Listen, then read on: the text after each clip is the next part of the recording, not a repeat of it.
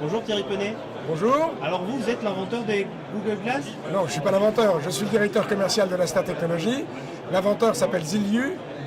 C'est il travaille avec tout un ingénieur en optique qui a mis au point en 2005 les technologies qui ont été validées d'un point de vue technique au bout de 4 ans de travaux et qui ont été pour la première fois mises sur le marché à partir de janvier 2010. D'accord, donc là en fait je commençais par une boutade, mais en gros votre technologie qui ressemble à des lunettes qu'on peut mettre sur sa tête et qui sont connectées, c'est exactement ce que vous pouvez l'annoncer il y a un an, sauf que ce que vous venez de me dire, c'est que vous travaillez déjà dessus depuis plus de 5 ans.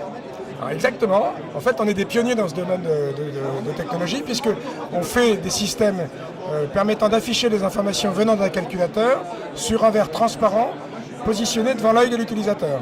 Et c'est cette interaction avec l'environnement à partir des senseurs qui permettent de capter les mouvements, capter les images, les objets, et cette interaction qui permet derrière d'avoir une information intéressante pour l'utilisateur dans le cadre de son activité. Alors, pour que monsieur et madame tout le monde comprenne, dont moi, parce qu'on en a parlé un peu avant, vous m'expliquez aujourd'hui, par exemple, avec ces lunettes, vous êtes capable, avec le smartphone que vous avez autour du cou, de faire de la réalité augmentée, notamment dans le domaine du GPS, qui est un domaine très facile à comprendre. Le GPS du téléphone va vous dire « Ah ben, Thierry, vous êtes actuellement à le web », mais le GPS ne peut pas dire ce que vous êtes en train de regarder. Vos lunettes, avec les capteurs qu'il y a dedans, peuvent le dire, c'est ça? Exactement.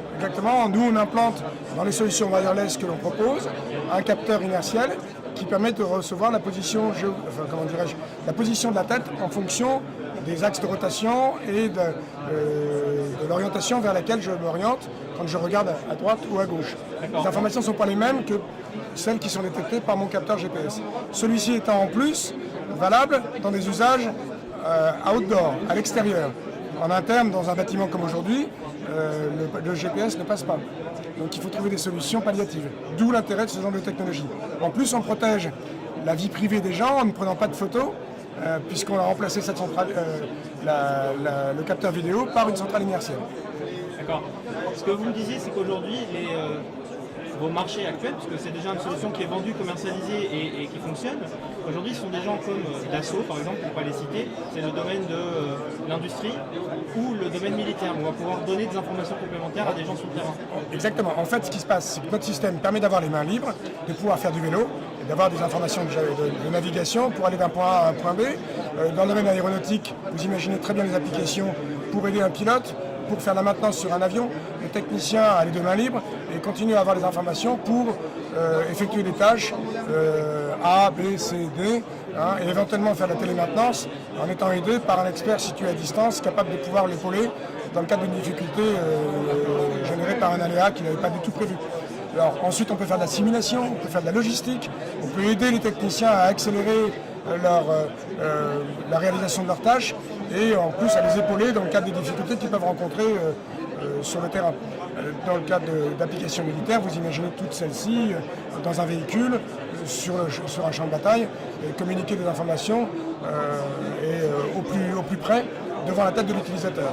Alors après, derrière, il y a des tas d'autres choses plus sympathiques, pour visiter des musées, pour jouer, quand vous faites des jeux de stratégie ou des jeux de rôle, vous avez des informations quant à l'évolution de votre personnage dans un environnement que vous découvrez au fur et à mesure. La technologie que vous utilisez pour afficher les images sur la rétine, elle est finalement assez similaire à celle que Google a proposée là il y a quelques temps.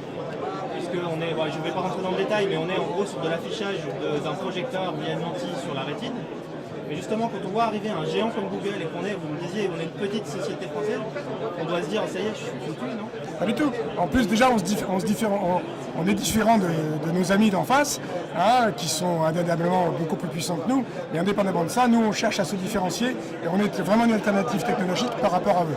Nous, on est vraiment avec un usage technique qui permet d'afficher des informations dans votre champ naturel, dans l'axe, alors que nos amis ont plutôt un affichage situé sur la partie supérieure. On doit positionner le regard vers le haut pour aller chercher l'information. Nous, je vous regarde et j'ai les informations qui s'affichent dans mon champ, naturellement. Je n'ai pas besoin de modifier la position de mon regard. Donc ça, c'est les premiers points. D'autre part, des aspects très importants, c'est l'autonomie. Nous, on a 5-6 heures d'autonomie en wireless, parce qu'en fait, on déporte la puissance de calcul sur le smartphone. D'autre part, on a un champ de vision sur lequel on affiche les informations de 25 degrés. Nos amis n'ont que 15 degrés. Enfin, bref, il y a de multiples paramètres techniques qui sont importants et que nous connaissons et qui doivent être mis en compte pour répondre à des problématiques ou à des usages le plus variés possible. Le challenge quand on est entrepreneur sur ce type de technologie d'objets connectés, c'est de créer un écosystème de gens qui vont utiliser votre solution pour venir soit apporter de la donnée à un technicien, soit simplement fournir du service à un consommateur. Évidemment, ce genre de dispositif, s'il n'y a pas de contenu qui est généré par des développeurs, ça servira absolument à rien. Par contre, si je peux vous aider pour aller faire vos courses et ne pas oublier d'acheter le kilo de carottes dont vous avez besoin et que vous n'avez pas mentionné sur votre liste, mais que je crée une application qui me permettra de créer ce type de besoin ou de réponse à un besoin donné et éviter de se balader avec une feuille de papier sur laquelle on coche si c'est bon ou si c'est pas bon. Là, je l'aurai sur ma paire de lunettes et puis avec la main, je pourrai générer des gestes qui acquitteront qu'effectivement j'ai bien acheté mon kilo de carottes, ma mode de beurre, que sais-je. Et ça, c'est une application. Mais demain matin, vous pouvez faire du ski avec ce genre de dispositif et évoluer dans une station avec la carte.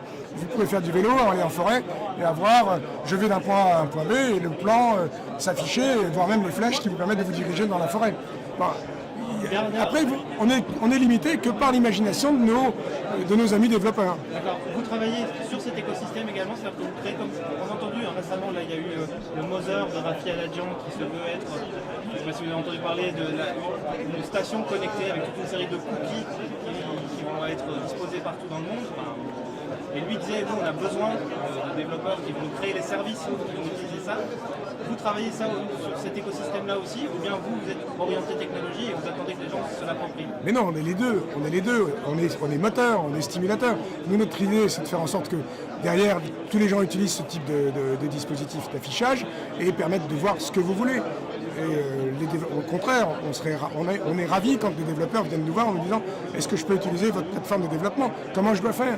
Et on diffuse la bonne parole de manière à ce que ceux-ci s'approprient ce genre de technologie et disent sur leur application « C'est compatible avec les lunettes de l'Aster Technologies. » L'Aster, dans un an, c'est quoi? C'est une grosse société qui change complètement de dimension. Là, on sortait une centaine de pièces par mois. Là, on va sortir entre 2000 et 3000 pièces par mois, quoi. Donc, on multiplie par 10, 20 en termes de capacité de production, voire même beaucoup plus. Et on envisage et on se développe actuellement à l'étranger. On a une filiale aux États-Unis, on a une filiale en Chine, et on va en avoir certainement d'autres ailleurs. Mais bon, c'est fait partie du jeu. Et on est parmi les 3 leaders mondiaux dans ce domaine d'application. Et on intrigue pas mal de gens. Merci, je vous souhaite une bonne journée. À bientôt, merci beaucoup.